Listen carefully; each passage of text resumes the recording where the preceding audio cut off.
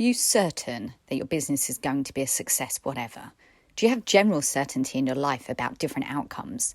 And if not, what does that mean for the actions that you take or don't take? How does it affect you when you feel uncertain? Well, today's episode is all about the power of certainty in decision making, and I can't wait to share some of my thoughts with you. Let's dive in.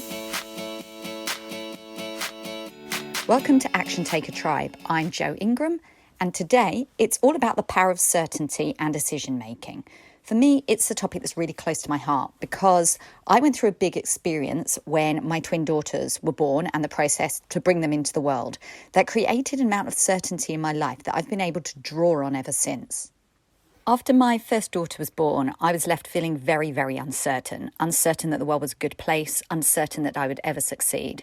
I had nearly died in childbirth. My husband at the time had left me when the baby was 8 months old. I was reeling from the physical and emotional effects that all of that had on me. I doubted whether I was on the right career path. I didn't know whether I wanted to return to work. I didn't know how I would pay the bills. I just didn't know anything for the future.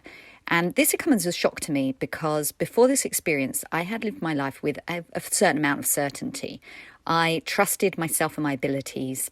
Academically, I'd done really well, and I moved to Tokyo after I graduated and had a phenomenal experience teaching English and, traveling the world after that. I trusted and believed with all certainty that I would get a great job upon my return to London, and indeed I did. I got a great job in advertising. I went on to meet my then husband and felt very comfortable and certain that I would just move forward in marriage, in home ownership, and start my family. And although some of that did begin, certainly at that point after my daughter was born, my world fell apart. I went into therapy to deal with PTSD and the aftermath of that awful birthing experience. And, as a single mum of a baby, it was a tough time. I just did not know what the future would bring. But something along the way did change. And that was that I became certain that I would complete my family. And I had decided that just that one child wasn't how I saw my future. And even though I didn't have a partner, I just never doubted that something would change in my future and bring my family into my life as I envisaged it would be, a larger family. But I didn't know how. And literally what I did was I just sunk into all the things that I needed to do at that point and took it one step at a time. And at that point, for me, it was about understanding what had happened in the hospital and what had gone wrong. And I pursued that with a passion. I really became a medical expert in prolonged second stage labour, and started to really, really get into that space because I believed knowing more about that would lead me in the right direction. And at the same time, I started to think, well, how could I complete my family? I had had a hysterectomy and I was only 29 years old and I didn't know of anybody that had had a baby through surrogacy, but I zeroed in on that as the solution. In the UK, it wasn't something that was very common, but I knew that it was in California. So I set my sights on travelling in that direction and completing my family.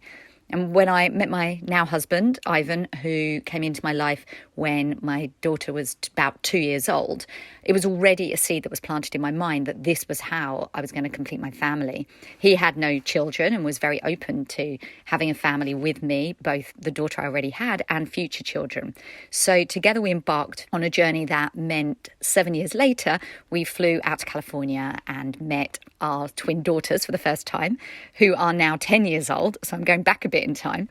But I feel very strongly that if I hadn't have been certain that my family was going to be completed, I don't know if I'd have even started on that path because it wasn't easy. It was, it's easy to tell the story now, but my goodness, the ups and downs. From the time that the volcano in Iceland exploded and the ash filled the sky and all the planes were landed, at just the time that my IVF meant I had to fly out to California and have my eggs retrieved, was, terrifying at the time. And indeed, the skies cleared and we flew. Just things happened. The babies were born at 29 weeks. And they were really premature and we were terrified what the outcome would be. And here they are today, thank God, with, full health. They're taller than average. They're above average academically, which for premature babies is not a given. And I appreciate that every single day. And although I couldn't possibly have certainty about how each of those events would unfold, I was certain that that was my destiny, to keep moving forward along that path. Now, whether or not it was my destiny, or whether I created my destiny through my sheer certainty, It's kind of anyone's guess, but the certainty aspect was incredibly important, and that's what I'm talking about today. Because certainty is knowing something without conscious reasoning. It's just knowing that it's going to work out, that you're going to get there, that you're going to succeed and achieve your goals. And I can see the difference that certainty or lack of certainty causes people when we're building our businesses. When I talk to people who have immense certainty in their outcome, they find it easier to take action. And certainly the opposite is really true. When I talk with people, sometimes clients who lack certainty about their own success, they feel really fearful about taking actions. They doubt themselves. They worry about each and every action to the point where procrastination literally prevents their progress. And there is such an element of trust that's involved with certainty. And when we talk about trust, I feel like we really move into this area of trusting the universe, that idea of manifesting. And sometimes I wonder whether the certainty I felt about my twins coming into my life was in a way me manifesting it. Is it possible that I felt so strongly that it was going to happen that the power of attraction brought it into my life? Well, sure, if you believe that, it's absolutely possible. And as I learn more about it, I am of the belief that that's an absolute possibility. But at the same time, I also trust myself that believing in it allowed me to take those actions because I trusted that if I kept moving forward just one step at a time, the outcome would happen for me. And it's important, if you're going to step forward like that, to have a vision, to be really clear in what you want to create. Because having certainty means that you know what you want. And knowing what you want and having that vision is absolutely fundamental to having certainty. When I was working in my corporate job not too long ago, and very, very unhappy that the career path that I was on just didn't light me up and I didn't feel a sense of purpose. I knew that I needed to pivot. I knew I wanted to do something heart-centered. But at the time, I didn't know what that was and I was frustrated. And I worked with my life coach at the time, and she asked me to look back on a time when I did feel certainty. And because of that certainty, I was able to achieve those things that were most important to me. And of course, my surrogacy journey was the first and biggest thing that came to mind. And I created a mantra. I realised that for me, I made the impossible possible. Back then, when I started to speak to people and say that, I wanted to complete my family with surrogacy, people were like, you're crazy. Seriously, how are you going to do that? You don't know anyone that's done it. You don't have any money to do it. You just haven't got a clue. Why on earth would you think that you could do that? But the empowering statement for me that I make the impossible possible allowed me to create certainty around my career choice for the future. And I didn't know the how, and that's an important element I'm going to come to again in a minute. But I knew that I could achieve it. If I could complete my family, I'm sure that I could find my purpose in my career, my purpose, how I can help people and get paid to do it. I knew that the answer was out there somewhere. I just didn't have it yet. And I think by knowing that in my heart, that the answer was out there and I would achieve it, allowed me to make decisions and keep stepping forward, even when I didn't know exactly how it would unfold. And being open to the how doesn't mean that you're not certain. You can be certain that you will be a success. You can be certain that you'll build your business, but you don't need to know all the hows.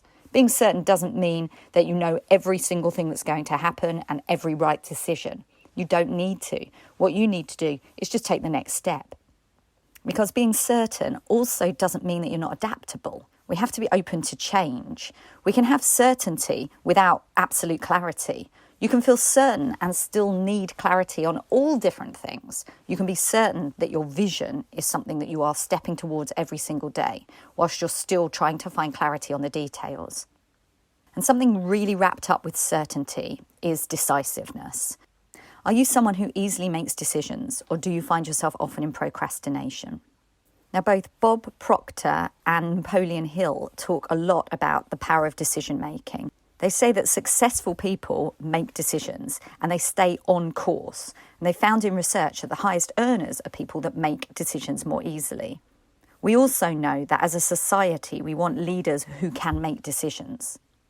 And being somebody who can make decisions isn't something that necessarily we're born with. It's something we can develop. The word decision in Latin comes in its root from incision, which means to cut off from. And Tony Robbins talks very eloquently about burning the boats. That when there's something you want, sometimes you just have to make sure that there's no turning back. Because while we still think that there are other routes open to us, other directions, that we might not do it, then it's easier to be indecisive.